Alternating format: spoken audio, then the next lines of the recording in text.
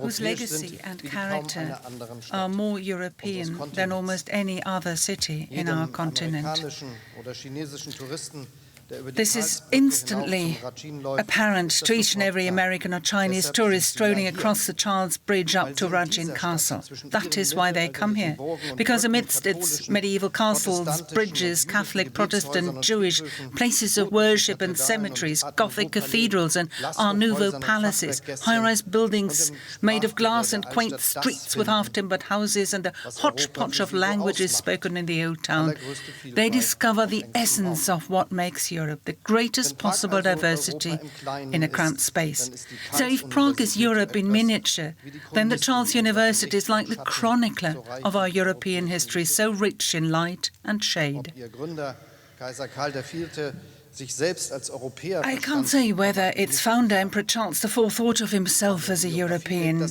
His biography suggests that this was the case. Born with the old Bohemian first name Václav, educated in Bologna and Paris, son of a ruler from the House of Luxembourg and a Habsburg mother, German emperor, king of Bohemia and Italy. So it seems only logical that Bohemians, Poles, Bavarians and Saxons completed their studium generale at his university, as a matter of course, alongside students from France, Italy and England. But because this university is in Europe, it also had to endure the low points of European history, religious zealotry, division along linguistic and cultural lines, the enforced ideological conformity during the dictatorships of the 20th century. It was the Germans who wrote the darkest chapter of this history, the closure of the university by the National Socialist occupiers, the shooting of protesting students, the abduction to German concentration camps of thousands of members of the university. These crimes fill us Germans with pain and shame to this day. Giving expression to this fact is another reason why I'm here today. Especially as we often forget that for many citizens in Central Europe, the lack of freedom, suffering and dictatorship did not end with the German occupation and the destruction wrought by the Second World War. One of the many great intellectuals that this university produced reminded us of this fact back in the time of the Cold War. In 1983, Milan Kundera described the tragedy of Central Europe, namely how Poles, Czechs, Slovaks, Balts, Hungarians, Romanians, Bulgarian and Yugoslavs woke up after the Second World War to discover that they were now in the East, that they'd vanished from the map of the West. We are getting to grips with this legacy too, especially those of us who were on the western side of the Iron Curtain. Not only because this legacy is part of European history, therefore of our common history as Europeans, but also because the experience of citizens of Central and Eastern Europe feeling forgotten, abandoned behind an Iron Curtain is something which continues to cast its shadow to this day. Incidentally, this also affects our debates about future, about Europe. Right now, we are again asking ourselves where the dividing line will run in the future between this free Europe and a neo-imperialist autocracy. I talked about a watershed following Russia's invasion of Ukraine in February. Putin's Russia wants to redraw boundaries by the use of force, something that we in Europe never wanted to experience again. The brutal attack on Ukraine is therefore also an attack on Europe's security architecture. And we are standing up to this attack with all due resolve. We need our own strength for this, as individual countries in the alliance with our transatlantic partners, but also as the European Union. This united Europe was born as a peace project within Europe. Its objective was to ensure there would never again be war between its member states. Today, it is up to us to continue to develop this promise of peace by enabling the European Union to safeguard its security, its independence and its stability, also in the face of challenges from without. This ladies and gentlemen, is Europe's new peace mission. That is what probably most members of the public expect of Europe in both the west and the east of our continent. It is therefore a stroke of good fortune that the presidency of the Council of the European Union is currently being held by the Czech Republic, which is a country which has long since acknowledged the importance of this mission and is steering Europe in the right direction. Czechia has Germany's full support for this, and I'm looking forward to working together with Prime Minister Fiala to find the right European answers to this turning of the times. The first of these answers is we aren't taking Russia's attack on peace in Europe lying down. We will not stand idly by and watch women, men, children being killed or free countries being wiped off the map or disappearing behind walls or iron curtains. We don't want to go back to the 19th or 20th century with wars of occupation and totalitarian excesses. Our Europe is united in peace and freedom, and is open to all European nations who share our values. Above all, however, it's an active rejection of imperialism and autocracy. The currency of the European Union is not supremacy or subordination, rather the acknowledgement of diversity, a level playing field between all of its members, plurality, the balancing of different interests. It is precisely this united Europe that is such anathema to Putin, because it doesn't fit into his worldview, where smaller countries are forced to submit to a handful of major European powers. It is all the more important that we defend our idea of Europe together. This is why we are supporting Ukraine as it is under attack. And we do so economically, financially, politically, humanitarian assistance, and also we do so militarily. Germany has undergone a fundamental change of heart on this issue in recent months. We will keep up this support reliably and as long as it takes. This also goes for the reconstruction of the destroyed country, which will be a massive undertaking, taking generations to accomplish. It requires international coordination and an intelligent, dependable strategy. This is going to be the focus at an expert conference that President of the European Commission, Ursula von der Leyen, and I have invited Ukraine and its partners from all around the world to attend in Berlin on 25 October. In the coming weeks and months, we will moreover be sending Ukraine new state-of-the-art weapons such as air defense and radar systems or reconnaissance drones. Just the most recent package of arms deliveries is worth 600 million euros. Our objective are modern Ukrainian armed forces able to defend their own country on a permanent basis. But we mustn't content ourselves with supplying Kiev with equipment that we ourselves can do without. We need more planning and coordination here. Together with the Netherlands, therefore, we have launched an initiative seeking to achieve a long-term and reliable division of labour between all Ukrainian partners. For example, I can imagine Germany will assume special responsibility in terms of building up Ukraine's artillery and air defense capacities. We shouldn't waste time reaching agreement on such a system of coordinated support, thus underscoring our commitment to free and independent Ukraine in the long run. As we did at the European Council in June, when we joined our hands and all said yes. Yes, Ukraine, the Republic of Moldova, and down the line also Georgia, and of course the 6 countries of the Western Balkans belong to us, to the free and democratic part of Europe. Their EU accession is in our interest. I could explain this in terms of demography or economics, or in keeping with Milan Kundera from a cultural, ethical and moral perspective. All of these reasons are valid. But something which is clearer today than ever before is the geopolitical dimension of this decision.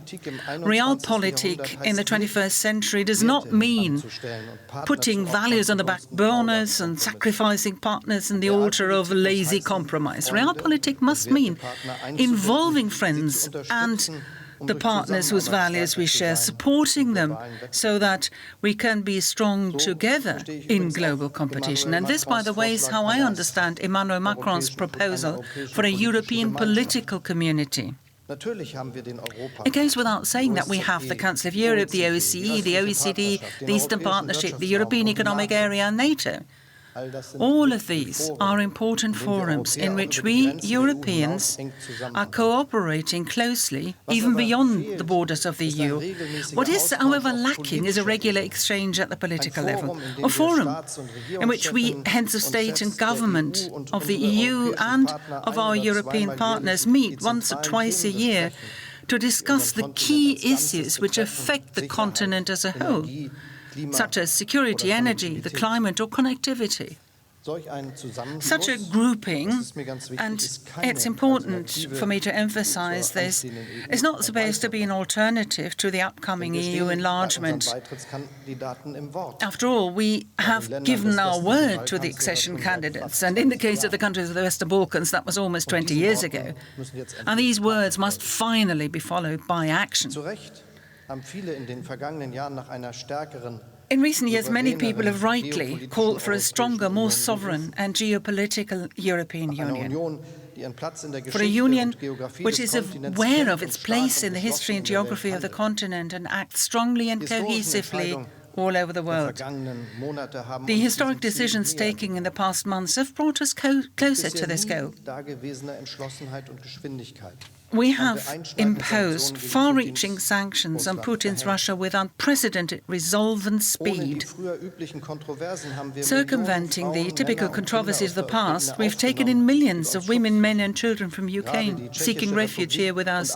The Czech Republic and other countries, Central Europe in particular, have demonstrated their big heart and great solidarity. You have my greatest respect for this. As we have breathed new life into the word solidarity in other areas, we are, for example, cooperating more closely in the area of energy supply. Just a few weeks ago, we adopted European reduction targets for gas consumption with a view to the coming winter. Both of these matters are essential, and Germany in particular is very grateful for this solidarity. You're all aware of the resolve with which Germany is currently working to reduce its dependence on fuel supplies from Russia. We are building up alternative capacities for importing liquid natural gas or crude oil, and we are doing this in a spirit of solidarity, also taking into account the needs of landlocked countries such as the Czech Republic. This is the promise that I made to Prime Minister Fiala when he visited Berlin in May, and we will doubtless reaffirm this solidarity once again at our meeting today. The pressure of change on us Europeans is set to increase, irrespective of Russia's war and its impact. In a world which will house 8, maybe even 10 billion people in the future, each and every one of our European nation-states on its own, it's too small to stand up for its interests and values.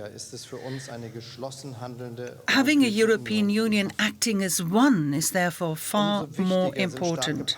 And strong partners matter, first and foremost the United States. The fact that in President Biden a committed transatlanticist is sitting in the White House is a blessing for us all. We have all witnessed the indispensable value of the transatlantic partnership in the past few months. Today, NATO stands united more than ever, and political decisions are reached in transatlantic solidarity. But for all that President Biden has done for our partnership, we also know that Washington's gaze is increasingly focused on competition with China and on the Asia-Pacific region. And this will also be the case for future US governments, maybe even more so. In a multipolar world, and this is the world of the 21st century, it is therefore not sufficient to merely maintain existing partnerships, valuable as they are. We will invest in new partnerships in Asia, Africa and Latin America. Political and economic diversification, by the way, that's also part of the answer to how to deal with the superpower China, this triad of partner, competitor and rival. The other part of the answer is bringing the weight of our united Europe to bear much more strongly.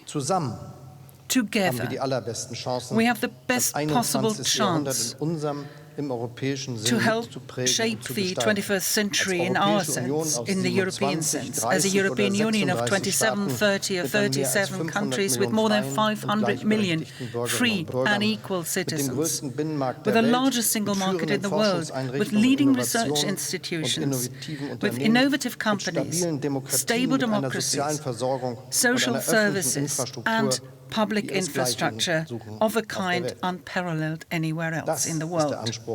That is the ambition that I associate with a geopolitical Europe. The experience of past months shows a blockade can be overcome. European rules can be changed, if need be, very fast. And even European treaties aren't set in stone. If together we reach the conclusions that treaties need to be amended so Europe can progress, then we should do that. Abstract discussions about this won't help us. It's more important to take a look at what needs to be changed and then decide in concrete terms how to proceed.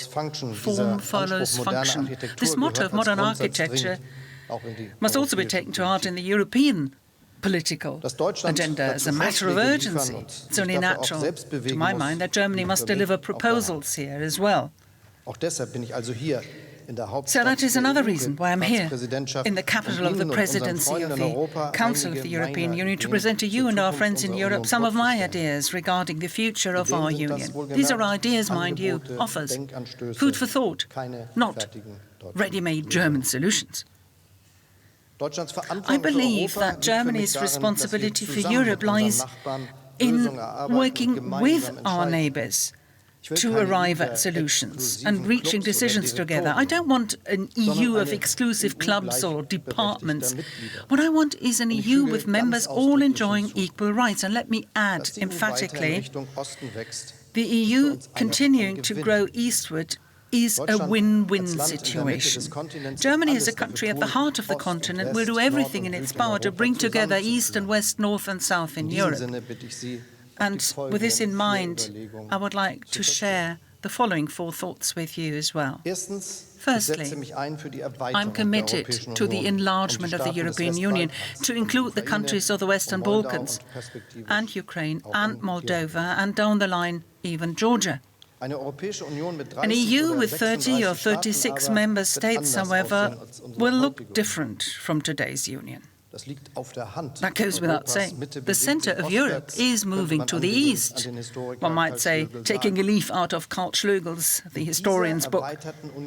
In this expanded union, the differences between the member countries will grow as far as political interests, economic clout and social security systems are concerned. Ukraine is in Luxembourg, and Portugal views the challenges of the world very differently from, say, North Macedonia. First and foremost, the candidate countries are required to fulfill the criteria set for accession, and we will support them to the best of our abilities in doing so. But we also need to make the EU fit for this major enlargement, and this will take time. So we need to start the process now. As in previous enlargement, reforms in the accession countries went hand in hand with institutional reforms within the European Union, and that will be the case this time round too. We cannot shy away from this debate, not if we're serious about prospects of accession anyway, and we have to take our promises seriously, because that is the only way in which we can achieve stability in our continent. So, let's talk about reforms. In the Council of the EU at the level of ministers, swift and pragmatic action is necessary. That has to be ensured for the future. Where unanimity is required today, the risk of an individual country using its veto and preventing all the others from forging ahead increases with each new additional member state. Anyone who believes something else is in denial about the reality in Europe. I have therefore proposed, when it comes to our common foreign and security policy, but also in many other policy areas, to gradually move over to majority voting, knowing that this will also have repercussions for Germany. We need to understand that if we keep to the unanimity principle, we can only do so with pressure to act being low, but at the very latest, since this watershed moment, that is no longer the case. The alternative to majority voting would incidentally not be to hold firm to the status quo. Instead, it would be to move forward in increasingly diverse groups with a jungle of different rules and complicated opt-ins and opt-outs. That would not be a form of differentiated integration. Instead, it would be a confusing jungle, an invitation to all those who want to bet against a united geopolitical Europe, play us off one against the other. That's not something I want. My support for majority voting has been criticised on occasion, and I can understand the concerns, particularly of the smaller member countries. In future, too, every country must be listened to. Anything other than that would be betraying the European idea. But because I take these concerns so seriously, my message to you is, let's seek a compromise together. I can imagine, for example, starting with majority voting in areas where it is particularly important that we speak with one voice, when it comes to sanctions policy or when it comes to human rights. And I also want us to have the courage to engage in constructive abstention. I believe that we Germans and everybody else who's convinced about majority voting has an obligation here. If as many people as possible pursue this idea, we will get very much closer to a geopolitical Europe.